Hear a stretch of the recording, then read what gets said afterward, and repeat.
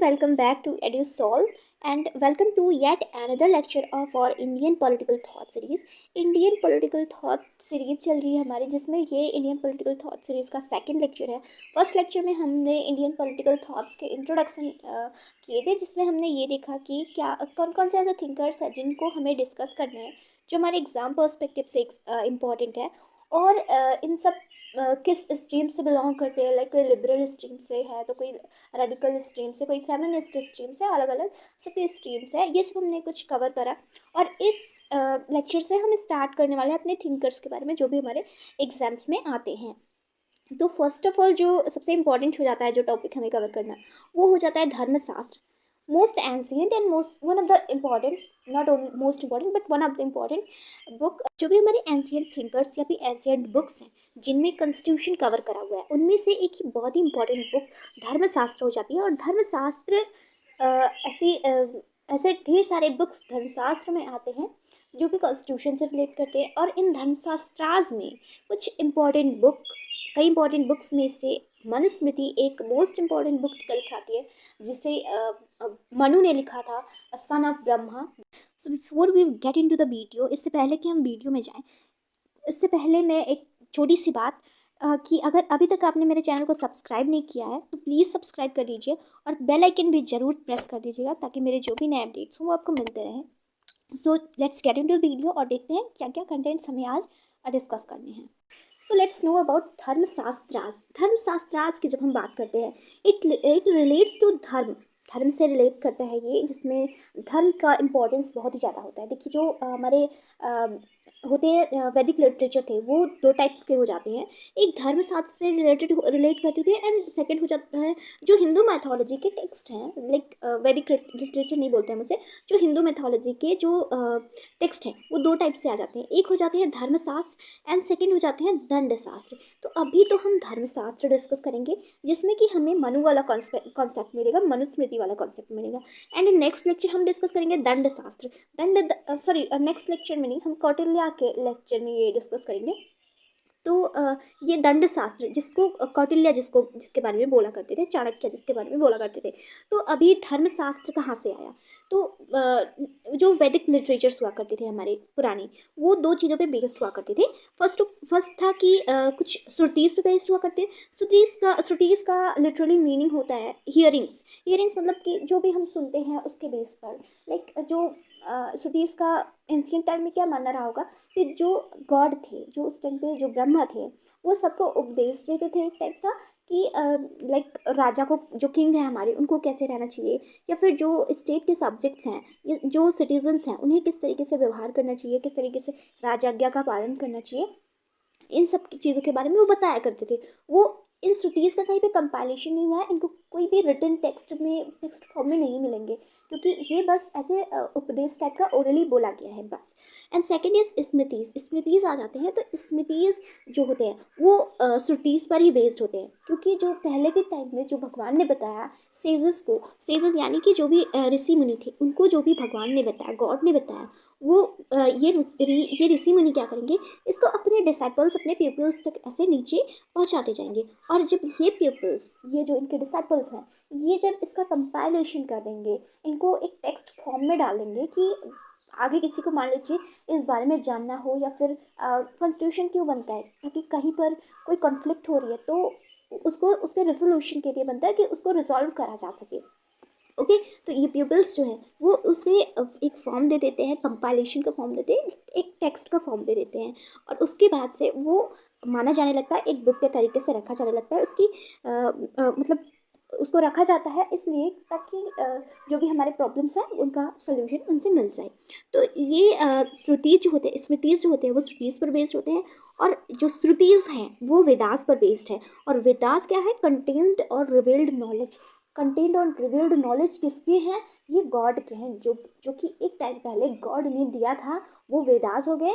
देखिए, एक टाइम पहले जो गॉड ने दिया वो वेदास हो गए, फिर वेदास जो है वो एज श्रुतिस के फॉर्म में आए, एंड आफ्टर दैट जो श्रुतिस हैं वो स्मृतिस के फॉर्म में आ जाते हैं, कंपाइलेशन हो जाता है उसका, जिनको आज तक हम अच्छे से उनको रखा गया है। आज भी हम जाके देख सकते हैं कि उन श्रुतिज़ में कैसा लिखा गया है। और श्रुतिज़ नॉर्मली क्योंकि वो टाइम था, एंशियंट टाइम था, उस टाइम पर ये संस्कृत में लिखे जाते थे। और ऐसा माना जाता है जो मनुस्मृति है, जो अभी तो हम स्मृतिज़ की बात कर रहे हैं, बट जो मनुस्मृति है उसको माना जाता है कि 200 BC टू 200 AD इतने के बीच में लिखा गया है। तो मतलब सिर्फ मनु ने तो नहीं लिखा होगा, इतने टाइम तक कोई इंसान, एक इंसान तो जिंदा नहीं रह सकता, या फिर इतने टाइम तक कोई लिख नहीं सकता है। तो इनके जो भी इनके डिसाइपल्स रहे होंगे, या फिर कोई इनके आगे जो राजा आए होंगे, उन लोगों ने लिखा है। तो मनुस्मृति को मनु एंड अदर्स काफ़ी सारे लोगों ने मिलकर लिखा हुआ है, सिर्फ मनु नहीं। बट हम इनका क्योंकि नाम ही है मनुस्मृति, इसलिए हम सीधा मान लेते हैं एक्सपोनेंट इसके मनु है। So next thing is classification of धर्मशास्त्र। जो धर्मशास्त्र है उसका क्लासिफिकेशन भी हो जाता है। लाइक इसको कई लोगों ने लिखा है और कई तरीके से लिखा है। और श्रुति जो होते हैं, मनु ने कुछ आइडियाज़ बताए रिलेटेड टू धर्म, जो कि धर्म से रिलेट करते हैं। धर्म यहीं पे हमें बहुत ही अच्छे से क्लियर होगा कि धर्म क्या है। इन सबको करना, या फिर इन सब को एज ड्यूटी समझना, अपनी ड्यूटी समझना, और पूरी ईमानदारी के साथ इन सारे कर्तव्यों को निभाना एक तरीके से धर्म होता है। बट जो सबसे पहले चीज़ जो धर्म का जो आइडिया बताया मनु ने, वो बताया कि हर इंसान में पुरुषार्थ होने चाहिए। यानी कि जो ये पुरुषार्थ है, ये क्या है? पुरुषार्थ are the 4 goals of life. ये कुछ 4 गोल्स होते हैं कि हर इंसान को अपनी लाइफ में ये 4 गोल्स अचीव करने की हमेशा कोशिश करनी चाहिए। फर्स्ट ऑफ ऑल इज़ धर्म। धर्म इज़ समथिंग लाइक हम किसी भी यूरोपियन वर्ड से धर्म को नहीं रिलेट कर सकते हैं। धर्म सब लाइक आज हम क्या बोल देते हैं, धर्म एज अ रिलेशन होता है। बट अकॉर्डिंग टू ऋग्वेद में लिखा गया है पृथ्वीम धर्मम धृतम, यानी कि धर्म is that which holds life on earth. धर्म जो वो चीज़ें हैं जो जिनकी वजह से अर्थ पे लाइफ है। एंड अगर हम ये धर्म को ना फॉलो करें तो यहाँ पे अराजकता आ जाएगी, यानी कि एनार्की आ जाएगा, प्रलय आ जाएगा। एंड ये जो प्रलय एंड एनार्की होगी, इसकी वजह से जो हमारी लाइफ है, जो अर्थ पे लाइफ चल रही है, वो एंड हो जाएगी। और धर्म जो है वो इसी धर्मशास्त्र में बहुत ही बेहतर तरीके से एक्सप्लेन करी गई है। एंड ये जो मनुस्मृति है, एक सबसे सबसे अच्छा धर्मशास्त्र का उदाहरण मनुस्मृति को माना जाता है, क्योंकि इसमें मनु ने धर्म को बहुत ही ज़्यादा प्रायोरिटीज़ दी है। हर चीज़ में वो बोलते हैं कि लाइक किंग है, उसको भी धर्म का पालन करना चाहिए। एंड धर्म एक टाइप से कुछ रीति हो जाती है, लाइक जो रीतियाँ चली आ रही हैं पुराने टाइम से, उनको भी धर्म बोला जाता है। या फिर कॉस्मिक लॉ, लाइक रीति क्या होती है? जो कॉस्मिक लॉ, जो पहले से बने हुए कुछ लॉज हैं, उन्हीं को हम आज रीति बोल देते हैं कि ये रीत बहुत पहले से चली आ रही है। एंड ये जो धर्म है, इसी से इस यूनिवर्स को रूल करा जाता है, और ये एक टाइप से लॉ है। आफ्टर दैट जिसके बारे में मनु बात करते हैं, सेकंड चीज़ जो आती है वो हो जाती है अर्थ। अर्थ के बारे में मनु बोलते हैं कि ये जो वर्च्यू है अर्थ की, मीन्स अटेनिंग वेल्थ की या मटेरियल प्रॉस्पेरिटी की, ये भी होनी बहुत ज़रूरी है। Material prosperity in the sense money भी होना ज़रूरी है, क्योंकि उसके बगैर भी हम लाइफ को इमेजिन नहीं कर सकते हैं। After that kama in is something like gratification of desires and sensual enjoyment भी इसी में आता है हमारा। And after that moksha is something like जो भी हमारा ये सांसारिक जीवन है, इसका त्याग करना, एंड लिबरेशन और इमेंसिपेशन ऑफ सॉल हो जाना। यानी कि ये जो सांसारिक जीवन है इसको छोड़ देना और अपने सॉल को, जो हमारे ब्रह्म है, यानी कि जो भी हमारे भगवान हैं, उनसे जोड़ देना। वही चीज़ें रिलेट करती हैं मोक्ष से। आफ्टर दैट मनु बोलते हैं कॉन्सेप्ट ऑफ आश्रम देते हैं। आश्रम का कॉन्सेप्ट क्या होता है कि आश्रम इज समथिंग लाइक कुछ डिफरेंट स्टेजेस बताते हैं लाइफ के, कि इतने टाइम तक ये स्टेज में हमें रहना चाहिए, आफ्टर दैट हमें ये स्टेज में आ जाना चाहिए।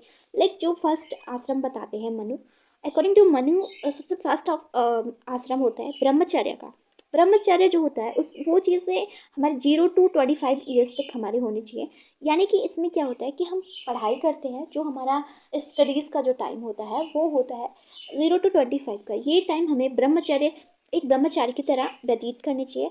आफ्टर दैट जो सेकेंड फेज़ आता है वो होता है गृहस्थ का। ये भी 25 ईयर्स का होता है। इसे 25 to 50 ईयर्स तक हमें गृहस्थ एज अ गृहस्थ रहना चाहिए।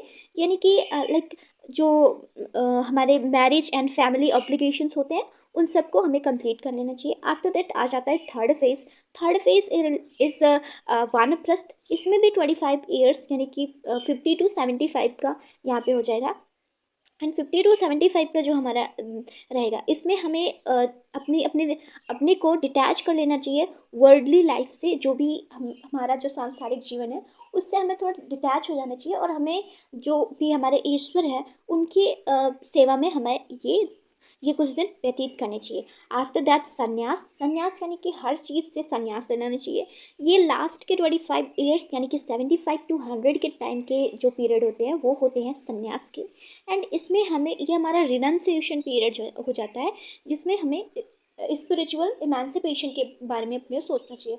इन द सेंस जो ये मोक्ष वाला पार्ट है, ये संन्यास के टाइम पे हमें इसकी कामना करनी चाहिए, हमें मोक्ष की कामना करनी चाहिए कि हमारे सोल का गॉड की सोल से यूनिफिकेशन हो जाए, वही हमारा मोक्ष हो जाता है। एंड आफ्टर दैट कुछ कॉन्सेप्ट देते हैं मनु, कंसेप्ट ऑफ वर्नास, जहाँ पर ये कुछ कास्टिज्म को प्रमोट करते हुए दिखते हैं। लाइक जो हिंदू सोसाइटी है उसको ये 4 वर्नास में डिवाइड कर देते हैं। फर्स्ट ऑफ ऑल इज ब्राह्मण। ब्राह्मण वो होते हैं जो प्रीस्ट होते हैं, जो कि पूजा करते हैं, जो लोगों को नॉलेज प्रोवाइड करते हैं। और ये अगर किंग भी कुछ गलत करने जाता है तो उसको भी एक सही रास्ता, राइट पास दिखाते हैं। आफ्टर दैट जो क्षत्रिय आते हैं सेकंड पे, ये सेकंड मोस्ट इम्पॉर्टेंट कैटेगरी होती है, यानी कि वर्ण होता है, जिसमें कि क्षत्रियास आते हैं। इनको रूलिंग क्लास में जाना चाहिए। इनको मीन्स इनको वॉरियर क्लास माना जाता है। जो योद्धा होते हैं उनको माना जाता है कि वो क्षत्रिय होते हैं। एंड थर्ड इज वैश्यास लाइक जो ट्रेडिंग कम्युनिटी होती है या फिर जो प्रोड्यूसर्स कम्युनिटी होती है, उनको हम मान लेते हैं वैश्यास में, अकॉर्डिंग टू मनु ये चीज़ें। And after that fourth is Shudras को लोवेस्ट लेवल पे रखा जाता है, और इनको कुछ मतलब जो सबसे नीचे काम, लाइक जो स्लेव्स के काम होते हैं वो सारे वर्क्स इनको दिए जाते हैं। एंड आफ्टर दैट कुछ संस्कार के कॉन्सेप्ट देते हैं मनु, कुछ संस्कार के कॉन्सेप्ट देते हैं। संस्कार के कॉन्सेप्ट कौन कौन से देते हैं? वैसे तो 16 रिचुअल्स होते हैं, कुछ इसेंशियल रिचुअल्स लाइक संस्कार, वो 16 होते हैं। बट जो मनु ने बताए, मनु ने ओनली 13 रिचुअल्स बताए। मतलब कुछ 3 रिचुअल्स लाइक विद्यारंभ एंड ऑल, कुछ 3 रिचुअल्स उन्होंने नहीं बताए। वो स्टार्ट होते हैं फ्रॉम गर्भाधान।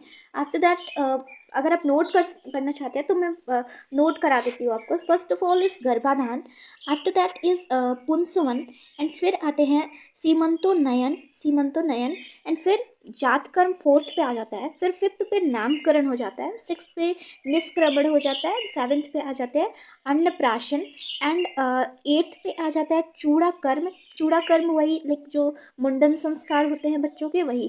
फिर 9th पे आ जाते हैं उपनयन, एंड 10th पे होता है केशांत। फिर 11th पे हो जाते हैं समावर्तन, एंड 12th इज विवाह, एंड लास्ट इज अंत्येष्टि और शमशान भी बोला जाता है। सो स्टार्टिंग फ्रॉम गर्भाधान एंड एंड्स ऑन अंत्येष्टि जो कि डेथ के बाद जो फ्यूनरल को बर्न करा जाता है, या फिर जो कुछ 13 डेज का जो होता है पूरा प्रोसेस, उसको मिला के अंत्येष्टि बोला जाता है।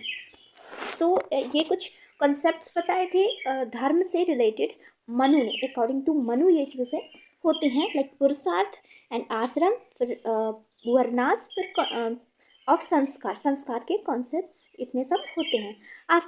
Before we move to Manu's concept of king, इससे पहले कि हम मनुज कॉन्सेप्ट ऑफ किंग पे जाएं कि किंग की क्या ड्यूटीज़ होती हैं, फिर किंग की क्या क्वालिटीज़ होती हैं, इस पे जाएं, उससे पहले एक और चीज़ जो हमसे छूट रही वो हम पहले देख लेते हैं।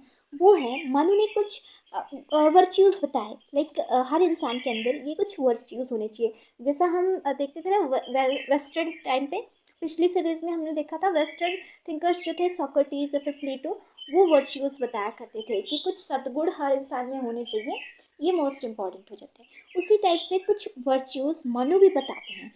वो क्या बताते हैं? 3 वर्च्यूज़ बताते हैं। फर्स्ट ऑफ ऑल इज सत्वगुण।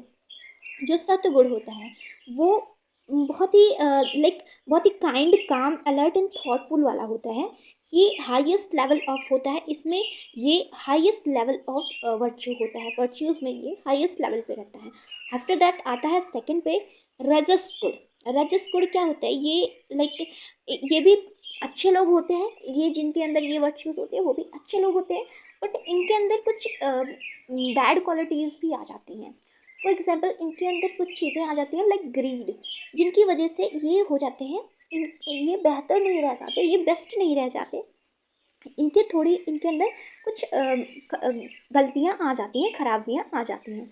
आफ्टर दैट जो थर्ड वर्ड जो बताया मनु ने, वो बताया कि जो लोवेस्ट लेवल का वर्च्यू होता है वो होता है तमस। तमस लोग क्या होते हैं, ये लाइक जो राक्षसी प्रवृत्ति के लोग होते हैं उन लोग होते हैं, ये बहुत ही डार्कनेस और डलनेस पर बेस्ड चीज़ें होती हैं और इनमें बहुत ही ज़्यादा आइडियलनेस होता है, ये बहुत ही इग्नोरेंस वाली चीज़ें रखते हैं, डिल्यूशन वाली चीज़ें रखते हैं। सो ये कुछ 3 टाइप के वर्च्यूज़ बताए मनु ने, जिस पे इन्होंने कहा कि लोगों को सत्वगुण आना चाहिए, होना चाहिए सत्वगुण में, बट अगर वो रजस रखते हैं, रजस गुण है उनके अंदर, तो ये भी ठीक है, बट उनको तमस गुण पे नहीं आना चाहिए। तमस गुण क्या हो जाता है, ये राक्षसी प्रवृत्ति के जो लोग होते हैं उनमें ये चीज़ें पाई जाती हैं। एंड आफ्टर दैट हम मूव करते हैं ड्यूटीज़, जो कि मनु ने कुछ ड्यूटीज़ बताई हैं फॉर किंग। किंग की क्या क्या ड्यूटीज़ होनी चाहिए। देखिए हम ड्यूटीज़ ऑफ किंग की बात करेंगे, ड्यूटीज़ ऑफ किंग हम देखेंगे, बट उससे पहले हम थोड़ा सा देख लेते हैं कि ऑरिजिन ऑफ किंग, किंग का ऑरिजिन कैसे हुआ।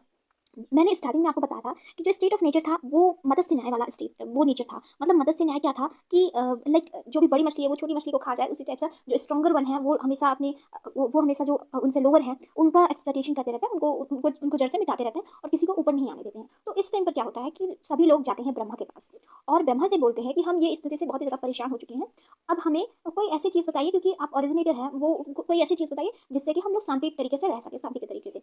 तो ब्रह्मा क्या करते हैं, अपने मानस पुत्र मनु को, वैसे एक जगह पे जो मनु राइटर हैं उनको मानस पुत्र ब्रह्मा माना जाता है, बट जो किंग मनु है, जो मनु किंग है, उनको सन का सन माना जाता है, यानी कि जो आदित्य है यानी कि जो सूर्य है उनका बेटा माना जाता है। तो इनको उन्होंने अपॉइंट करा एज अ किंग और उसके बाद एक सोशल कॉन्ट्रैक्ट होता है। ये जो सोशल कॉन्ट्रैक्ट था ये क्वासी कॉन्ट्रैक्चुअल था। क्वासी कॉन्ट्रैक्चुअल यानी कि ये कोई यहाँ पे सिर्फ 2 पार्टियां नहीं थी, यहाँ पर सिर्फ 2 पार्टी नहीं थी, यहाँ पे तीसरी पार्टी थी, 3 पार्टीज थी। एक था किंग, एक था जो भी सोसाइटी है वो, और तीसरे थे ब्रह्मा जो भगवान है जिन्होंने यूनिवर्स को बनाया, वो तीसरी पार्टी थे। और यहाँ पर इन जो सोसाइटी मतलब जो भी स्टेट के लोग हैं, जो भी लोग हैं, वो बोलते हैं कि आप हमारे राजा बनिए और आपको हम अपने हिसाब से आप जितना कहेंगे उतना कुछ पार्ट देते रहेंगे, लाइक 1/6 ऑफ जो भी हम प्रोड्यूस करेंगे उसको आपको हम देते रहेंगे। इस तरीके से एक सोशल कॉन्ट्रैक्ट हुआ जिसका ओरिजिनेट करा ब्रह्मा ने बोला कि मनु को भेजा उन्होंने लोगों के बीच में कि मैं भी रहूंगा और लोगों और तुम्हारे बीच में एक कॉन्ट्रैक्ट होगा। यहाँ पे 3 पार्टीज हैं, इसलिए इसे कॉसी कॉन्ट्रैक्चुअल बोला जाएगा। और ये एक कॉन्ट्रैक्ट होता है जिसके बाद ये किंग फॉर्म होते हैं। मनु सबसे पहले किंग माने जाते हैं एंड फर्स्ट पर्सन माने जाते हैं, ह्यूमन जो भी ह्यूमन रेस है according to mythology, Hindu mythology, first person माने जाते हैं। और इस तरीके से किंग बना दिया जाता है इन्हें कि हम कुछ अपने अपने प्रोड्यूस का कुछ पार्ट आपको देंगे और आप हमारे ऊपर रूल करेंगे, आप हमारे लिए लॉस बनाएंगे, आप हमारे लिए जो भी उचित चीज़ें होंगी वो करेंगे, हमारे वेलफेयर के लिए काम करेंगे। यहीं पर वेलफेयर ऑफ स्टेट की सबसे पहली बात हुई। ओके, तो अब हम कुछ किंग की ड्यूटीज़ के बारे में देख लेते हैं। तो जो मनु ड्यूटीज़ की बात करते हैं ऑफ किंग, तो उसमें सबसे पहली चीज़ जो मनु बताते हैं वो बोलते हैं कि किंग्स हैज़ टू मेंटेन धर्म। किंग को अपने राज्य में अपने जो भी सब्जेक्ट्स हैं जो जिन पे वो राज कर रहा है उन सब में धर्म का पालन करवाना चाहिए उन सब से। एंड रिस्पेक्ट द ब्राह्मण्स, उनको रिस्पेक्ट करना चाहिए ब्राह्मण्स को। ब्राह्मण्स क्योंकि जो किंग है उनके एडवाइज़र हैं और ब्राह्मण्स ही वो हैं जिनसे वो पढ़े हुए हैं। तो ऑलवेज रेस्पेक्ट योर टीचर्स, ये भी एक चीज़ आती है क्योंकि जो ब्राह्मण्स हैं उन्हीं से ये किंग ने पढ़ा हुआ है। और फिर आगे वही ब्राह्मण्स एज अ पुरोहित वर्क कर रहे हैं उनके किंगडम में, उनके कोर्ट में। तो उनको रेस्पेक्ट करना चाहिए। पुरोहित क्या होते थे कि जहाँ कहीं भी राजा कुछ गलत कर रहा है तो उसको सही सलाह देते थे। और प्रोटेक्शन फ्रॉम एक्सटर्नल थ्रेट, अपने राज्य को प्रोटेक्ट करना चाहिए एक्सटर्नल थ्रेट से। बाई एनी वे, साम दाम दंड भेद कुछ भी अपनाओ आप, लेकिन आप अपने जो भी कंट्री है, जो स्टेट है, उसको आप प्रोटेक्ट रखो हमेशा दूसरों से। एंड मेंटेन सिक्योरिटी, सेम वही चीज़ है, सिक्योरिटी को मेंटेन करके रखना चाहिए। जो सैनिक हैं उनकी भलाई सोचनी चाहिए, उनको कब किस चीज़ की ज़रूरत है कब कितनी चीज़ें क्या चाहिए, उतना धन देना चाहिए या फिर कुछ भी जो चीज़ें रिलेट करती हो सिक्योरिटी से, वो सारी सिक्योरिटी अपनी मेंटेन रखनी चाहिए। एंड मेंटेनेंस ऑफ लॉ में लॉज का मेंटेनेंस करे रहना चाहिए कि कोई कोई चीज़ गलत हो रही है तो उसको समझना चाहिए, उसकी जड़ तक जाना चाहिए। एंड जो भी लॉज हैं, जो भी कॉन्स्टिट्यूशन है, उससे रिलेट करते हुए हमेशा सही निर्णय लेने की कोशिश करनी चाहिए। And promote culture and charity को हमेशा प्रमोट करना चाहिए, कल्चरल चीज़ों में हमेशा भाग लेते लेते रहना चाहिए। And collection of revenue collect करना, देखिए वैसे तो मनु सच में एंशियंट थिंकर हैं। मनु ऐसा माना जाता है कि मनु एक नेचुरल थिंकर है जिन्होंने किसी को कॉपी नहीं करी हुई है, क्योंकि सबसे पहले जो आएगा वो किसको कॉपी करेगा। Okay, but collection of revenue के बारे में भी कोई किसी ने नहीं बात करी थी, किसी ने बात तक नहीं बात करी, लेकिन मनु कितने टाइम पहले इन सब चीज़ों के बारे में बात कर रहे हैं, बड़ी बात होती है ये। And after that control prices of commodities जो भी हैं, जो भी सामान है, उन उन उनका प्राइसेस कंट्रोल रखना चाहिए सभी चीज़ों का। लाइक अगर किसी साल फसल अच्छी नहीं हुई है तो उस साल उसको उसकी कम्युनिटीज़ की प्राइसेस देखनी चाहिए। सो उसी तरीके से उनको टैक्स लेना चाहिए। ये नहीं है कि जितना एक बार ही लगा दिया उतना कलेक्ट करते रहो। देन आफ्टर दैट आ जाता है व्यूज़ ऑन टैक्सेशन पर मनुष्य पहले ऐसे थिंकर हैं जो टैक्सेशन पर बात करते हैं। इन वेस्टर्न वर्ल्ड भी हम देखते हैं तो कोई इतना जल्दी टैक्सेशन पर कोई बातें नहीं करता है। कोई फर्स्ट ऑफ ऑल कोई वेलफेयर स्टेट के बारे में नहीं सोचता है, कोई स्टेट के वेलफेयर के बारे में नहीं सोचता है।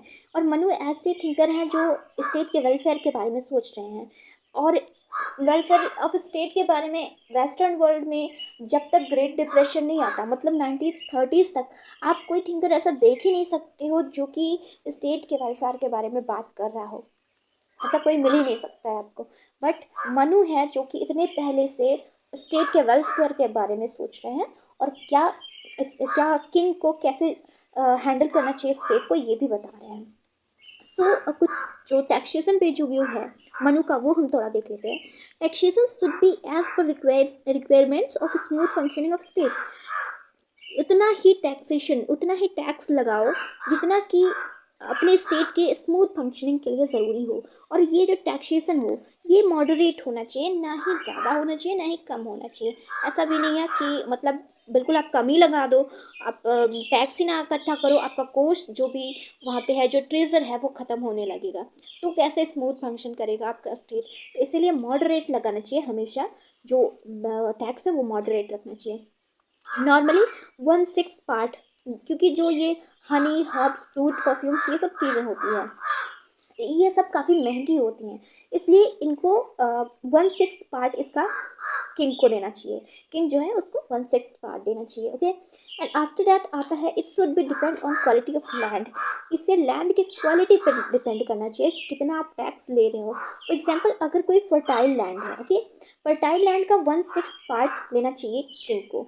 और अगर मान लीजिए कोई लैंड है जो लेस फर्टाइल लैंड का 1/8 पार्ट लेना चाहिए किंग को। एंड जो लैंड लीस्ट पर फर्टाइल है, मतलब कि जो बहुत ही बुरी स्थिति में है, जो कि नहीं सही से उपज नहीं हो रही है जिस लैंड पे, वहाँ पर 1/10 पार्ट लेना चाहिए, 1/10 ये पार्ट लेना चाहिए किंग को। इससे ज़्यादा टैक्सेशन नहीं लगाना चाहिए, इससे कम भी नहीं लगाना चाहिए, इससे ज़्यादा भी नहीं लगाना चाहिए, मॉडरेट तरीके से चलना चाहिए। एक बार मैं फिर से रिपीट कर देती हूँ, फर्टाइल लैंड पे 1/6 लेना चाहिए, एंड लेस फर्टाइल पे 1/8 लेना चाहिए, एंड लीस्ट फर्टाइल पे 1/10 लेना चाहिए। Okay, and next will after that हम कुछ किंग की क्वालिटीज़ डिस्कस कर लेते हैं जो कि मनु ने बताए हुए हैं कि ये सब क्वालिटीज़ एक किंग में होना चाहिए according to Manusmriti.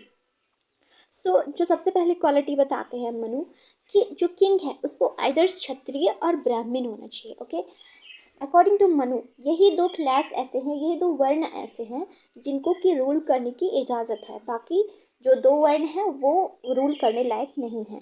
And after that should have knowledge of Vedas. जो भी किंग बनेगा उसको वेदास का नॉलेज होना चाहिए, उनको वेद आना चाहिए। जो कि वेदास क्या है, वेदास क्या है, सोर्सेज ऑफ लॉ हैं। ओके, वेदास लाइक जो श्रुतिस हैं वही वेदास हो जाते हैं एक टाइप से, ओके, क्योंकि श्रुतिस बाय गॉड आ रहे हैं, वेदास बाय गॉड आ रहे हैं। And should not indulge in gambling and pleaser seeking entertainments, उनको कोई भी प्लेजर सीकिंग चीज़ों में लाइक गैम्बलिंग में नहीं होना चाहिए या फिर एंटरटेनमेंट में ज़्यादा भाग नहीं लेना चाहिए। और एक चीज़ कि उन्हें डे टाइम में नहीं सोना चाहिए, डे टाइम में उन्हें हमेशा जगे रहना चाहिए और हमेशा अपने सेंसेस को कंट्रोल में रखना चाहिए।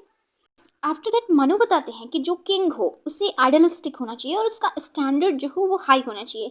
मनु किंग को सारे ऐसे सारे अधिकार देते हैं जिनसे अगर कोई भी स्टेट की कोई वेलफेयर में कोई वर्क है, कोई ऐसा वेलफेयर वर्क है वो कर सकता है। उसके लिए उसे चाहे किसी के ऊपर कुछ भी करना पड़े, किसी भी तरीके से वो अपना काम करवा सकता है अगर वो काम स्टेट के वेलफेयर में हो। यानी कि वो कुछ स्ट्रेटजीज अपना सकता है। कौन सी स्ट्रेटजीज? साम दाम दंड भेद, कोई भी इन सब में से कोई भी स्ट्रेटजी अपना सकता है वो, अगर कोई काम स्टेट के वेलफेयर में हो वो करवाने के लिए। साम इन द सेंस किसी मतलब कि थोड़ा सरल तरीके से, थोड़ा प्यार से, कि शांति के तरीके से अगर कोई वो अपना काम करवाना चाहता है किसी से और वो कर देता है सामने वाला तो वो करवा सकता है। आफ्टर दैट दाम, अगर मान लीजिए वो साम के तरीके से नहीं काम कर रहा है, प्रेम से उससे बोला जा रहा है नहीं कर रहा है, तो वो उसे पैसे का प्रलोभन देकर, यानी कि मैं इतना तुम्हें पैसे दे दूंगा इसके बदले में तुम्हें ये काम करना है, इस तरीके से करवा सकता है। अगर मान लीजिए कोई है जो नहीं साम पे वर्क कर रहा है ना ही दाम पे वर्क कर रहा है, तो उसके लिए तीसरी चीज़ आ जाती है, क्या हो जाती है? वो दंड हो जाती है। तो जो किंग है वो दंड के तरीके से अपना वर्क करवा सकता है, अपना काम करवा सकता है किसी से। दंड इन द सेंस किसी को कोई पनिशमेंट टाइप का दे देना कि तुम्हारी ये पनिशमेंट है कि तुम्हें ये काम करना है, अगर तुमने नहीं करा तो मैं जेल में डालूंगा, इस टाइप से किसी दंड का डर देकर उससे काम करा सकता है king, okay. And after that जो फोर्थ है वो है भेद का। भेद का इस समय मेरे दिमाग में सबसे एग्जैक्ट एग्जाम्पल क्या आ रहा है कि जो ब्रिटिशर्स थे, ओके, जो ब्रिटिशर्स थे मॉडर्न इंडिया में, जो इंडिया में आए, वो क्या करते थे? वो अपना काम करवाने के लिए मतलब कि इंडिया को ऑक्युपाई करने के लिए, इंडिया को कॉलोनाइज करने के लिए उन्होंने क्या अपनाया था? डिवाइड एंड रूल पॉलिसी अपनाई थी, ओके। उसके लिए उन्होंने क्या करा, मतलब इंग्लिश ब्रिटिशर्स ऐसा करते थे कि जो हिंदू हैं और मुस्लिम हैं दोनों में इतनी ज़्यादा कट्टरता हो जाए कि अगर कोई चीज़ दोनों को चाहिए तो वो एक दूसरे को मार देने तक का साहस रखें कि एक दूसरे को बिल्कुल वो ख़त्म कर देंगे, जान से मार देंगे अगर कोई चीज़ उन्हें चाहिए, ओके। तो इस तरीके से भी काम कराया जा सकता है, भेद डालकर भी काम कराया जा सकता है। एंड आफ्टर दैट कुछ 6 डिप्लोमेटिक क्वालिटीज़ होनी चाहिए। डिप्लोमेटिक क्वालिटीज़ कहे या फिर कहे जैसा इंटरनेशनल ऑर्गेनाइजेशंस आजकल बनते हैं उस टाइप से कुछ क्वालिटीज़ भी होनी चाहिए between Kings, between states, okay. तो उसमें जो सबसे पहली चीज़ आती है वो जाती है संधि की। जो किंग है वो संधि के तरीके से भी अपने काम को निकलवा सकता है, अपने काम को किसी से संधि के तरीके से करवा सकता है, ट्रीटी करवा सकता है। तो लाइक किसी से मित्रता रख के ये काम करवा सकता है। एंड आफ्टर दैट आता है विग्रह का। विग्रह इन द सेंस किसी से वार करके, मान लीजिए कोई आपका जो भी आपकी कॉन्स्टिट्यूंसी है या फिर जो आपका कंट्री है उस पर कोई प्रॉब्लम आ रही है उस पर, तो आप उससे वार कर सकते हो। एंड आसन, एंड आफ्टर ये जो संधि विग्रह है, अगर कोई इन दो तरीकों से, मान लीजिए ये दो तरीके हो गए, और कुछ और क्वालिटीज़ होती है, लाइक थर्ड क्वालिटी जो होती है वो होती है आसन की। आसन यानी कि न्यूट्रलिटी की, न्यूट्रल तरीके से वो अपना मतलब किसी पे कोई ना ही वो संधि करने जाए ना ही वो किसी से वॉर करने जाए, वो न्यूट्रल तरीके से अपना राज्य चलाए और उसे किसी से कोई मतलब नहीं होना चाहिए। एंड फिर फोर्थ पे आ जाता है यान। यान एक संस्कृत वर्ड है। प्रिपेयरिंग फॉर अटैक, मतलब कि अटैक के लिए तैयार होना या फिर अपनी सेना को अटैक के लिए तैयार करना, ये भी एक डिप्लोमेटिक क्वालिटी है। और अटैक करने के लिए कई सारे लोगों को, कई सारे किंग्स को एक साथ ले आना, अपने साथ एलाइज बना के अटैक करना, वो भी आना चाहिए। एंड फिर आता है सामरस्य, सीकिंग प्रोटेक्शन फ्रॉम अदर्स। अगर मान लीजिए कई लोग हैं, कोई किंग है, उसको कई सारे उसके शत्रु बन चुके हैं और वो सब उसके ऊपर अटैक कर रहा है एक साथ, बट कोई एक और है जिसके ये सब उसके शत्रु हैं और वो बहुत ही पावरफुल है। तो किंग को क्या करना चाहिए कि उस पावरफुल के शरण में चले जाना चाहिए उसके साथ उसको हो जाना चाहिए। और उसके शरण में अगर वो चला जाएगा तो ये मोर पावरफुल है, ये मोर पावरफुल किंग है। और अगर ये किंग जो हमारा किंग है ये चला जाता है तो ये जो बाकी सारे अटैकर्स हैं ये सब इसका पीछा छोड़ देंगे। तो ये हमारे किंग को चाहिए कि वो चला जाए पावरफुल किंग के साथ, ताकि वो बच जाए। उसे अपने स्टेट और अपने लोगों को और अपने आप को बचाने के लिए जो भी तरीके सही लगते हैं, संधि विग्रह आसान यान कोई भी तरीका जो भी उसको सही लगता है वो अपना सकता है। एंड उसके बाद आता है लास्ट इज गरीब भाव, making peace with one and warring with other one. जो मतलब गरीब भाव मीन्स क्या हो जाता है कि एक से तो वो पीस रखे एंड अदर से वो वॉर करे। लाइक किसी एक कोई मान लीजिए मोर पावरफुल है उसके साथ वो पीस रख ले और फिर बाकी सबसे वो वॉर कर ले, वही चीज़ें हो गई। तो ये कुछ 6 डिप्लोमेटिक क्वालिटीज़ है अकॉर्डिंग टू मनु। ये सारी क्वालिटीज़ होनी चाहिए एक किंग में। और एक चीज़ जो काफ़ी इंपॉर्टेंट है जो कि मैंने मेंशन नहीं किया, मुझे मेंशन स्टार्टिंग में ही कर देना चाहिए, वो क्या था कि जो मनुस्मृति है, मनुस्मृति का ट्रांसलेशन, मनुस्मृति का ट्रांसलेशन सबसे पहले पैट्रिक ऑलिवेल ने करा था, पैट्रिक ऑलिवेल ने किया था। और ये इन द ईयर 1994 में करा हुआ था इन्होंने इसका। और ये मनुस्मृति ही सबसे पहली ऐसी बुक थी, मनुस्मृति ने भी सबसे पहली ऐसी बुक थी जिसका कंपाइलेशन इंग्लिश में हुआ, जिसको सॉरी कंपाइलेशन हुआ जिसका ट्रांसलेशन सबसे पहले इंग्लिश में हुआ। ये संस्कृत में लिखी हुई बुक थी मनुस्मृति। इसको सबसे पहली ऐसी बुक थी जिसको इंग्लिश में इसका ट्रांसलेशन करा गया था पैट्रिक ऑलिव द्वारा। एंड ये कुछ चीज़ें हो गई मनुस्मृति से रिलेटेड, मनु से रिलेटेड। आई होप आपको ये सारी चीज़ें समझ में आई होंगी। अगर आपको कोई भी चीज़ नहीं समझ में आई है बाय मिस्टेक, तो वो चीज़ को आप कमेंट में मुझे बता सकते हैं नीचे कमेंट में। मैं वो चीज़ को सॉल्व करने की बिल्कुल कोशिश करूँगी, पूरी कोशिश करूँगी। And that was all.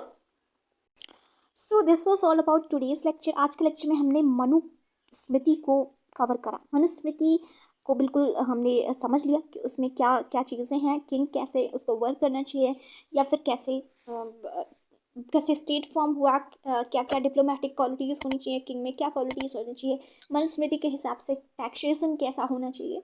All this हमने ये सब देख लिया। एंड इन नेक्स्ट लेक्चर हम राजधर्म को डिस्कस करेंगे। राजधर्म जो कि महाभारत के शांति पर्व से लिया गया है उसको हम डिस्कस करेंगे, जो कि काफ़ी कुछ लिंक हमें बताएगा जो हमने मनुस्मृति पढ़ा और जो आगे हम अर्थशास्त्र पढ़ेंगे उसके बीच में जो लिंक है वो है राजधर्म। सो नेक्स्ट लेक्चर में हम उसको डिस्कस करेंगे। बट अगर आपको आज का लेक्चर अगर आपको अच्छा लगा तो please hit the like button. और अभी तक अगर आपने सब्सक्राइब नहीं किया मेरे चैनल को तो प्लीज़ सब्सक्राइब कर दीजिए और बेल आइकन को प्रेस कर दीजिएगा, ताकि जो भी मेरे नए अपडेट्स हो आपको टाइम पे मिलते रहे। Thanks for watching, all the very best.